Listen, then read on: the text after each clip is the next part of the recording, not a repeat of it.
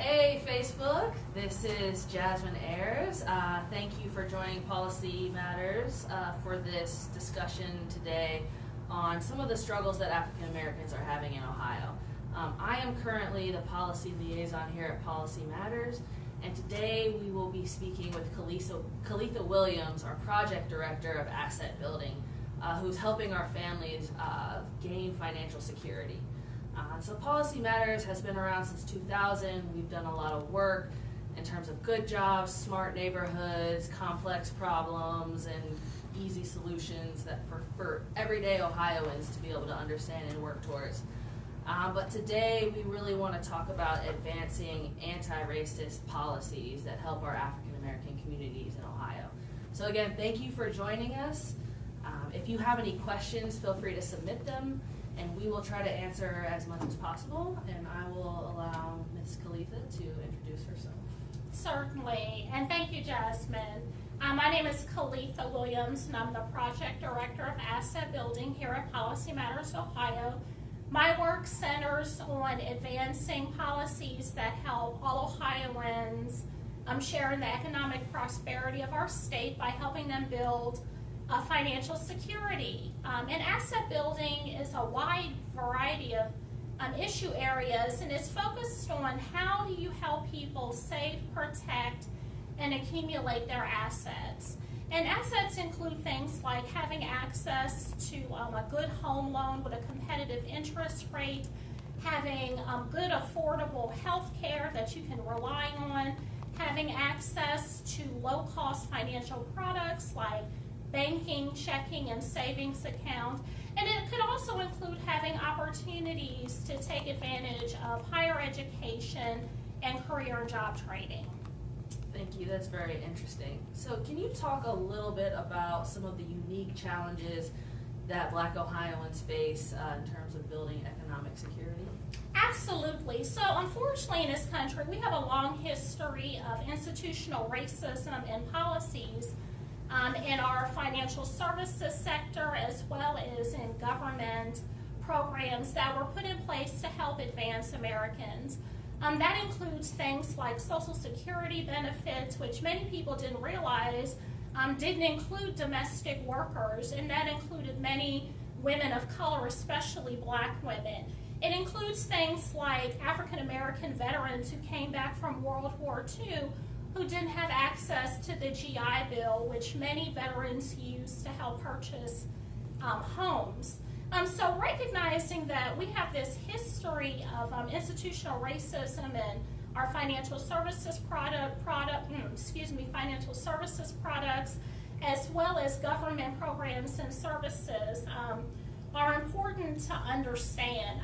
And we don't even have to go far back in the past to see this. If you look even at the Great Recession of 2008, 2009, 2010, many of us didn't even realize that African Americans had been targeted for subprime lending home ownership products. And unfortunately, because of that crisis, many African Americans lost their homes.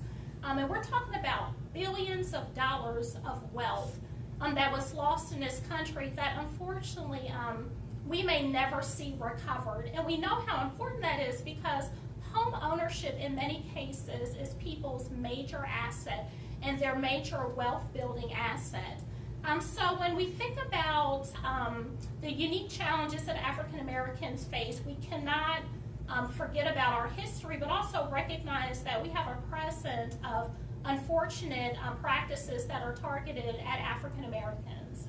Absolutely, I appreciate you talking about that. I went to college in 2008, and I can remember a lot of the people that I went to school with and a lot of my friends that were at different universities, their parents losing their houses and not being able to pay for school and trying to figure out what was going on. So it was definitely a trying time.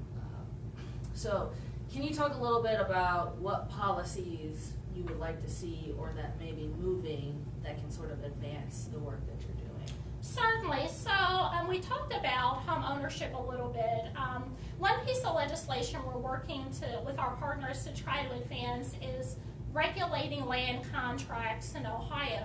Unfortunately, as I stated before, there there was a lot of institutional racism in government and financial services practices that became obstacles to African Americans owning homes. And that included financial institutions that would not give African Americans access to federally backed mortgages. Many of us take for granted that our mortgages are backed by federal insurance. And when African Americans were denied that opportunity, they turned to many of them to land contracts. And essentially this is a process where an interested home buyer tries to purchase a home by a contract. And unfortunately many of them have been predatory. Historically, I was reading an article that's estimated that $2 billion of black wealth was lost in Chicago for people who wanted to purchase a home, but unfortunately found that the only way they could secure an opportunity was through a land contract. They had died down for decades, but we've seen a resurgence of them in the Midwest due to the foreclosure crisis. In Ohio, we're working with our allies to try to regulate land contracts so that we don't see this rise again of predatory contracts, taking advantage of people who want to take advantage of the opportunity for home ownership. We're also in Ohio and nationally looking for opportunities and pending legislation to regulate payday lending. Payday lending, unfortunately, has been targeted at African Americans.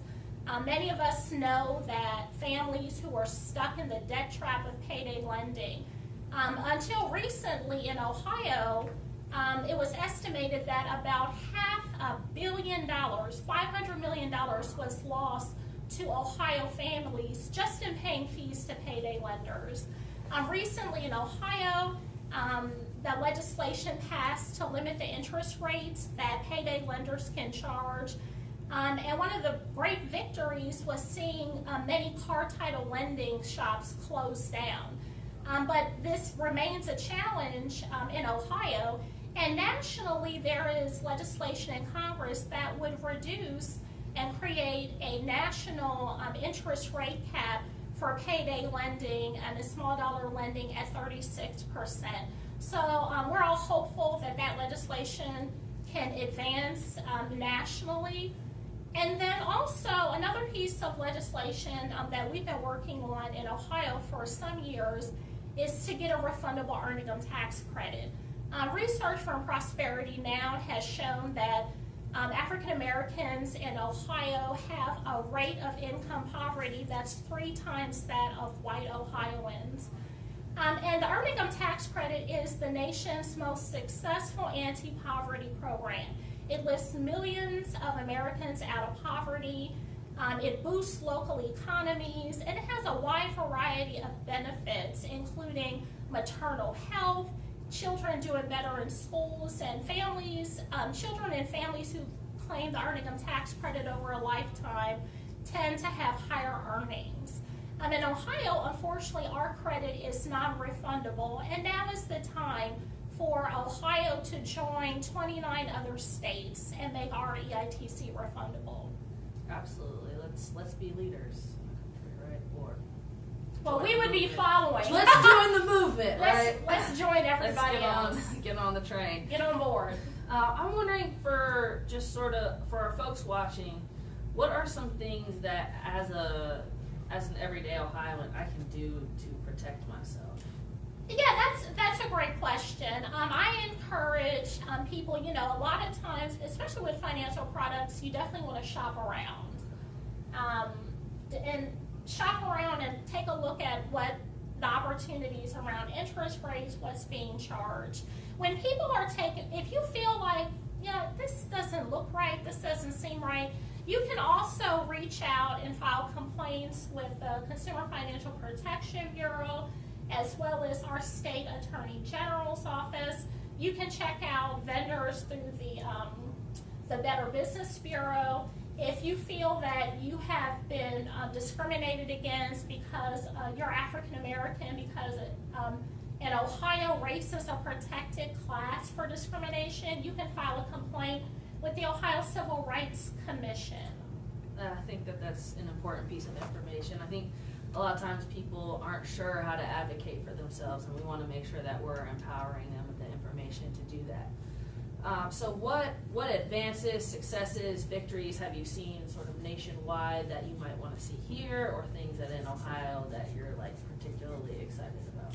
Yeah, well, I just want to, re-lift up the recent limits on payday lending in Ohio as an important step in terms of regulating this predatory lending in Ohio. The fair lending laws, I think, have been important in this country. Unfortunately, and especially in housing, we've seen, in the 60s and the 70s, people were enforcing segregation, landlords were enforcing segregation, the landlords were enforcing segregation, and now we have really strong fair lending laws that continue to be enforced. People go out and do secret shopping to make sure that people have access to rental property, and they can't exclude people because of race. Thank you. So we have a question from someone who's tuning in, so we appreciate that. Zach Schiller up in Cleveland. Can you explain to us what it means when the EITC is refundable? Absolutely. So basically the way it works is if you have a tax liability, say you owe $500 in taxes, and there is a tax credit, in this case our income tax credit of $1,000, you would apply your credit minus what you owe, and you could get the difference in a refundable credit, if it is refundable. Unfortunately, in Ohio, using that same example, if you have a $500 owe that you owe in taxes or a tax liability, and you have a $1,000 tax credit, there is a $500 difference. But if the credit is non-refundable, that refund or that balance is lost. So no one ever gets that $500.